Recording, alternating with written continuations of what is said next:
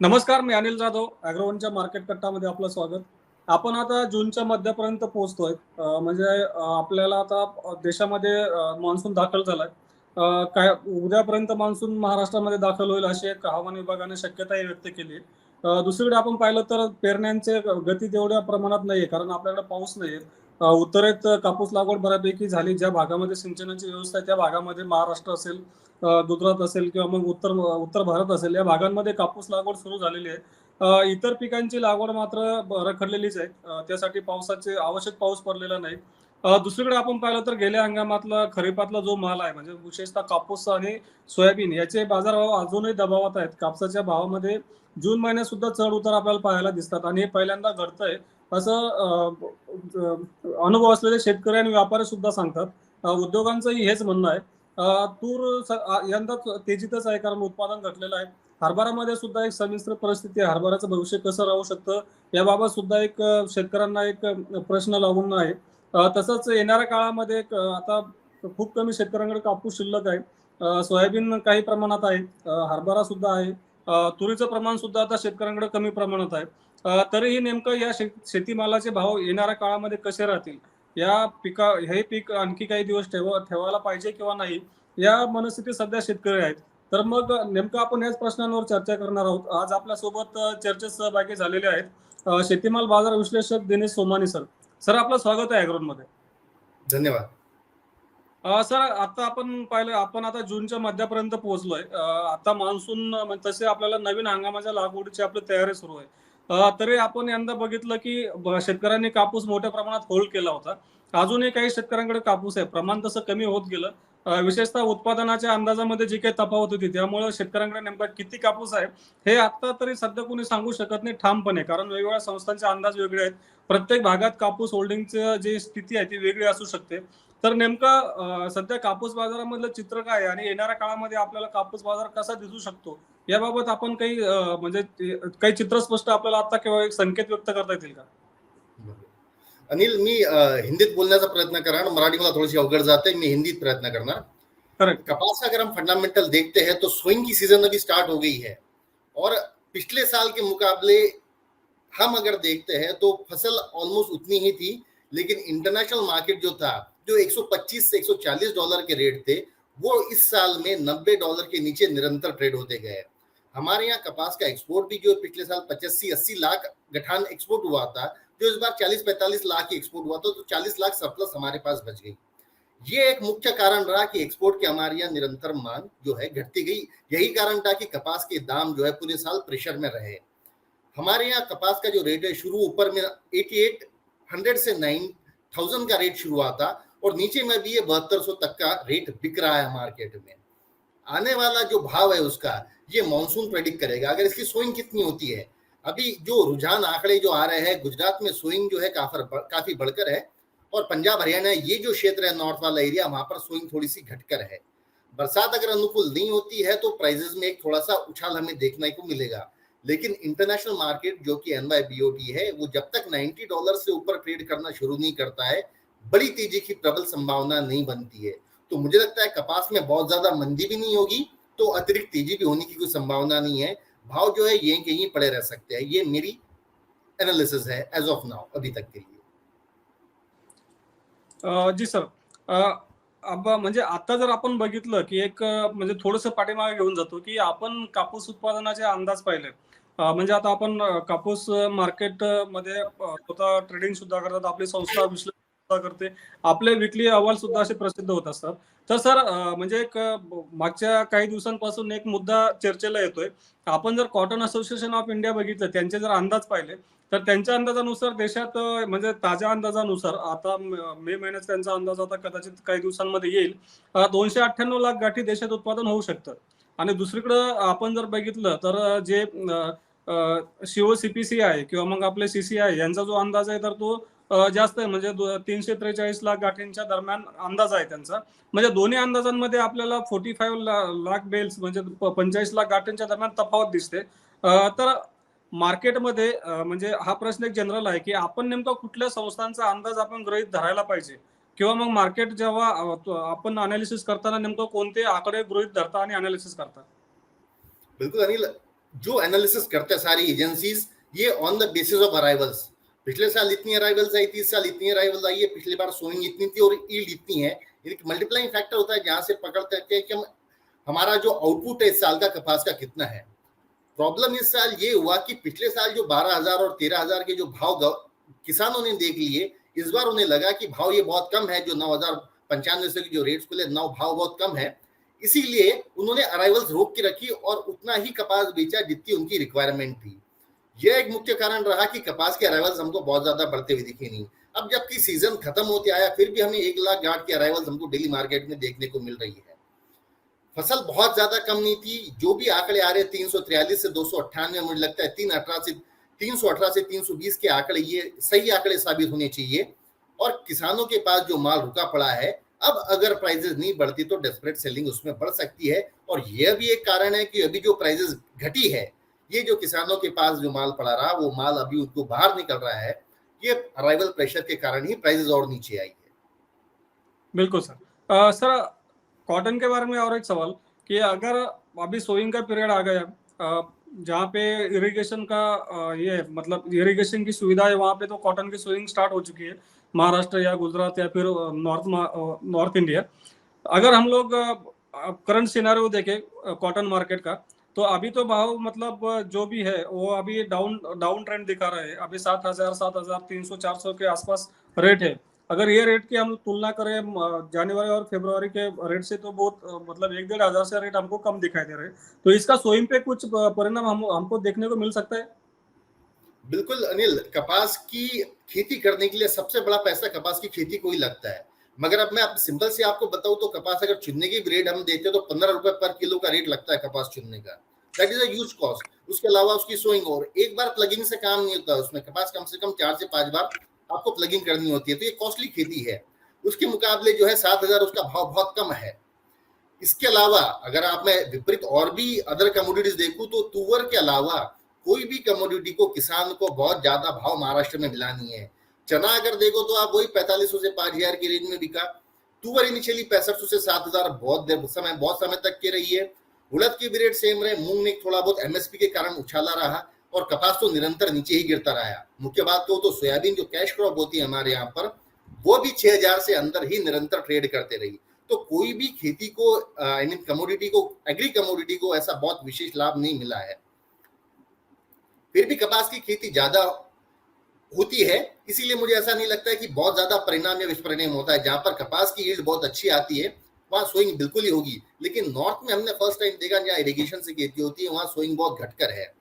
गुजरात बहुत initial base से भी कहना बहुत मुश्किल है कि वहां पे थोड़ी सोइंग बढ़कर है कंपेयर टू लास्ट ईयर। लेकिन मुझे लगता है कि महाराष्ट्र गुजरात ऑलमोस्ट सेम रहेगा और यही मुख्य प्रोड्यूसिंग एरियाज है एज ऑफ इंडिया नाउ। बिल्कुल। सर, आता आपण थोडं सोयाबीन बाजाराकडे वळूया. सोयाबीन बाजार आपण बघितला तर यंदा जर आपण ऑक्टोबरच्या हंगामापासूनचा विचार केला तर आतापर्यंत 5 ते 6,000 ही रेंज राहिली आणि जर जास्तीत जास्त भाव जे राहिले ते 5 ते 5,500 या दरम्यान राहिलेले. तर आता अजूनही बऱ्याच प्रमाणात शेतकऱ्यांकडे सोयाबीन आहे. गेल्या हंगामामध्ये शेतकऱ्यांना 7,000, 8,000 रुपये रेट मिळाले होते. म्हणजे खूप कमी लोकांना मिळाले, पण तो एक मार्केटमध्ये रेट दिसला होता. यंदा पण ही अपेक्षा होतीच. पण झालं उलट की आपल्याकडे म्हणजे एडिबल ऑइल इम्पोर्ट आहे किंवा मग आणखीन काही गोष्टी त्यामुळे आपल्याला रेट सध्या कमी झालेले दिसत आहेत. तर नेमका सोयाबीन बाजारामधली आताची स्थिती काय आहे आणि येणाऱ्या काळामध्ये बाजार आपल्याला कुठल्या दिशेने जाताना दिसेल? सोयाबीन का मुख्य कारण होता है तेजी का उसका सोया मिल का एक्सपोर्ट और उसकी डिमांड। हमारे यहाँ जो है अगर इंटरनेशनल मार्केट के हिसाब से सोयाबीन ऑयल और सोयाबीन सीड नॉर्मली चलती है। $1360-65 का रेट अभी सीबोर्ड पे चल रहा है। ये कभी $18 हुआ करता था। और अगर मैं सोया ऑयल की बात करूं तो $72 का रेट हुआ करता था वहां पर, जो अभी घटकर $45 नीचे में हो गया था 8 दिन पहले। थोड़ी सी शॉर्ट कवरिंग आई है सीबोर्ड में और वहां से दोबारा ये $55 सीबोर्ड सोया ऑयल हुआ है। मैं अगर इंडियन सिनेरियो कहूँ तो जो एमएसपी है वो अभी इस साल बढ़ाकर इन्होंने 46 रुपए की, जो पिछले साल 43 थी। 300 रुपए से एमएसपी बढ़ी है। किसान को सोइंग करने के लिए थोड़ा सा ये प्रोत्साहन जरूर दे सकती है, लेकिन अगर मार्केट रेट 5100 ऑलरेडी चल रहा है तो ये एमएसपी का भी उतना वैल्यू नहीं रख सकता है। अभी जो 5100 रुपए का रेट है मुझे लगता है एकदम ये बॉटम है, बेस प्राइजेस है। यहाँ से इसके घटने में बड़े मुश्किल से 50 रुपए है और बढ़ने में 500 से 1000 रुपया बहुत इमीडिएटली इसमें मिल सकता है। इसका रीजन ये है कि तेल हमारे यहाँ बहुत डेस्परेट और बहुत लोअर लेवल्स पर बिक रहा है। पिछले पूरा साल कंटिन्यू उसमें निरंतर हर मंथ नए नए लो लो भाव बनते गए और अभी ये बॉटम पर ही चल रहा था। पिछले हफ्ते में और इस हफ्ते में सीबॉट का सोया ऑयल जो $48 चल रहा था वो $55 आ चुका है।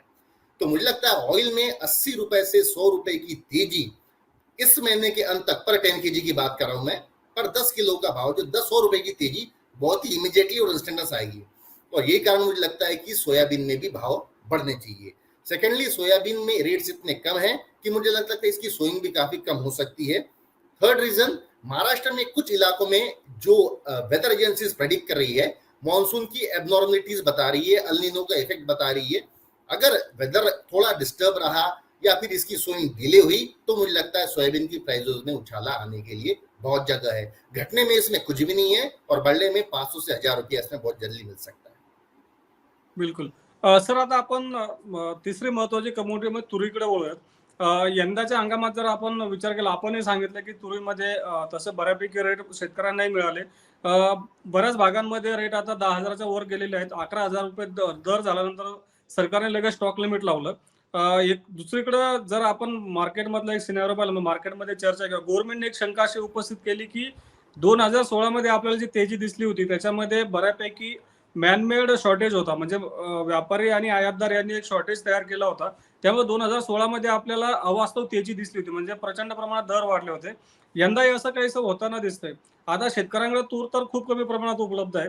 तरी पण येणाऱ्या काळामध्ये म्हणजे सरकार जी शंका उपस्थित करतं त्याच्यामध्ये काही तथ्य आहे का? आणि येणाऱ्या काळामध्ये म्हणजे पुढच्या सप्टेंबरपर्यंत, कारण सप्टेंबर नंतर आफ्रिकन तूर कदाचित आयात होऊ शकते. तर आपली तूर मार्केटमध्ये नोव्हेंबरपर्यंत येऊ शकते. तर या काळामध्ये नेमका तुरीचा बाजार कसा आपल्याला दिसेल? बिल्कुल अनिल, जब भी हमने वीडियो बनाया, जब भी आपने आपके चैनल पर हमारा इंटरव्यू, हमने निरंतर एक ही बात कहा कि सबसे स्ट्रॉन्ग फंडामेंटल अगर किसी कमोडिटी के वो तो तुअर। इसकी जी. कैरी और स्टॉक बहुत ही निग्लिजिबल है, गवर्नमेंट के पास इसका बिल्कुल भी माल नहीं है। इसकी सोइंग 16% कम थी और जो सोइंग हुई थी उसमें एबनॉर्मल रेन से इसमें डैमेज बहुत ज्यादा हुआ था। हमारे यहाँ इंपोर्ट नॉर्मली 7-8 लाख टन होता ही होता है, इस बार 9 लाख टन हो जाएगा। 1-2 लाख टन से कोई मेजर फर्क नहीं पड़ेगा हमारे यहाँ पर हमारे यहाँ जो रेट्स है इसमें आने में थोड़ा सा विलंब जरूर हुआ, क्योंकि गवर्नमेंट की जो थी नजर इस पर बहुत ज्यादा पैनी नजर थी और हमेशा इन्होंने ट्रेडर्स को अपनी स्टॉक लिमिट डिस्क्लोज करने के लिए कहा। यही रीजन था कि तेजी आने में देर लगी। अभी ये 10,400-500 अकुला बिल्टी रेट्स बिक रहे हैं। गवर्नमेंट ने जो मेजर्स लिए इसमें स्टॉक लिमिट लगाने के, ये थोड़ा सा इम्पैक्ट बहुत ही शॉर्ट टर्म आ सकता है, लेकिन जिस कमोडिटी के फंडामेंटल एबनॉर्मली स्ट्रांग होते हैं वहां पर मंदी का कोई चांस नहीं। मुझे अभी भी लगता है कि 10,000 से अंदर आने में इसमें बिल्कुल भी स्पेस नहीं है, जगह नहीं है। 300-400 रुपए से बहुत ही ज्यादा गवर्नमेंट कुछ मेजर्स लेती है तो कर सकते हैं। अभी भी इसमें 1,500 रुपए बढ़ने के लिए जगह है। मुझे लगता है 12,000 तुवर हो सकती है। अभी जो नया रोल कोई कुछ प्ले कर सकता है तुवर की हद तक के, तो मुझे लगता है वो वेदर अगेन। सबसे बड़ा प्रोड्यूसिंग एरिया तुअर का है महाराष्ट्र और कर्नाटक। कर्नाटक में मानसून आने की अब संभावना है और महाराष्ट्र में भी कल परसों हमारे यहाँ आ सकता है। अगर अल नीनो का कोई इम्पैक्ट हुआ और आगे बरसातें कम रही, तुअर की यील्ड में अगर प्रभाव पड़ता है तो मुझे लगता है सबसे ज्यादा स्पीड तुअर ही पकड़ सकती है, क्योंकि इस साल भी इसका कैरी फॉरवर्ड स्टॉक बहुत कम है। अगर सोइंग बढ़ती है तो सोयाबीन के अगेंस्ट में अगर कोई तुअर लगाता है तो मुझे लगता है कि इसमें सोइंग बढ़ने के एक माइनर चांसेस है। बट अगर यील्ड पे इम्पैक्ट आता है तो जो प्रोडक्शन है वो लास्ट ईयर के लेवल पर ही रह सकता है। घटने में इसमें 500 और बढ़ने में 1,500 अभी कभी भी हो सकता है। अगदी बरोबर. सर, आता आपण थोडा हरभरा बाजाराची स्थिती पाहूयात. गेल्या आठवड्याभरामध्ये आपण जर जे कंझ्युमर मार्केट पाहिले, म्हणजे दिल्ली, बँगलोर, मुंबई हे जे मोठे मार्केट आहेत, इव्हन जे आपल्या मोठ्या बाजार समित्या आहेत त्याच्यामध्ये सुद्धा हरभरा दरात काही ठिकाणी आपल्याला 50 ते 100 रुपयांपर्यंत वाढ दिसली. बाजारामध्ये अशी चर्चाही आहे की आता नापेडची खरेदी 23 लाख टनांच्या पुढे गेलेली आहे. बाजारामध्ये आवक सुद्धा कमी झाली. तर स्टॉकिस्ट ऍक्टिव्ह होऊ शकतात, म्हणजे मालाचा साठा करण्यासाठी काही लोक खरेदी करू शकतात. तर हे आता कुणी असा विचार करू शकतं का? आणि दुसरी गोष्ट म्हणजे आता शेतकऱ्यांकडे हरभरा तर कमी प्रमाणात उपलब्ध आहे. बऱ्याच लोकांनी नाफेडला हमी भावाने विकला आणि बऱ्याच लोकांना खुल्या बाजारात कमी रेटने विकावा लागला. तर येणाऱ्या काळामध्ये हरभरा दरामध्ये आपल्याला सुधारणा दिसेल का? कारण सलग 2 हंगामांमध्ये हरभरा आपल्याला हमी भावापेक्षा कमी दरात विकताना दिसलाय. बरोबर है अनिल, कि कैसा है ना कि पिछले बार मेरा ये अनुमान था कि जो भाव हरभरे के चल रहे थे 4500-4600 रुपए, ये देखकर मुझे ऐसा लग रहा था कि महाराष्ट्र का या फिर गुजरात का या एमपी का किसान इसमें सोइंग बहुत कम करेगा। ये अनुमान मेरा गुजरात में और एमपी में काफी सही रहा, लेकिन महाराष्ट्र में हमारे यहाँ रबी में दूसरा कोई विकल्प न होने के कारण चने की सोइंग एमपी के सोइंग से भी ज्यादा हुई और इस बार महाराष्ट्र सोइंग में चने में नंबर 1 है और प्रोडक्शन में भी नंबर 1 है। प्रोडक्शन इतना ज्यादा हुआ है कि जो प्राइजेस थी वो एमएसपी से 800 रुपए नीचे बिक रही थी। इसीलिए किसानों ने क्या किया, अपना सारा माल जो है गवर्नमेंट को दिला दिया। अगर इस साल के आप फिगर्स देखते हो तो करीब करीब 23 लाख टन जो है नाफेड खरीद कर चुकी है।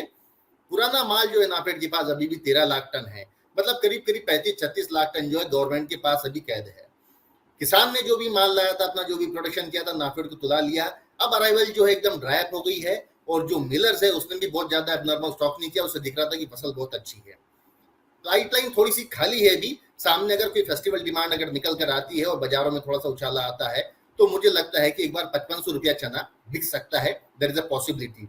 इसमें एक और संभावना है, अगर नाफेड अपना स्टॉक मार्केट में बेचने चली आ जाती है, जैसे एमएसपी से ऊपर जाता है, 5330 की इसकी एमएसपी है, अगर इससे ऊपर जाता है तो मुझे लगता है नाफेड अपना सेलिंग शुरू कर देगी और प्राइजेस को दोबारा वहां से लॉक करने की कोशिश करेगी। बट हाल फिलहाल मुझे देखते हुए लगता है कि 5000 का जो चना है, अकोला का रेट मेरे हिसाब से 5100 5150 है। अकोला का चना मुझे नहीं लगता कि 5000 के अंदर जाने में कोई चांसेस है और 5500 बनने की इसकी प्रबल संभावना बनती है। बहुत एबनॉर्मल तेजी मुझे समझ नहीं आती है।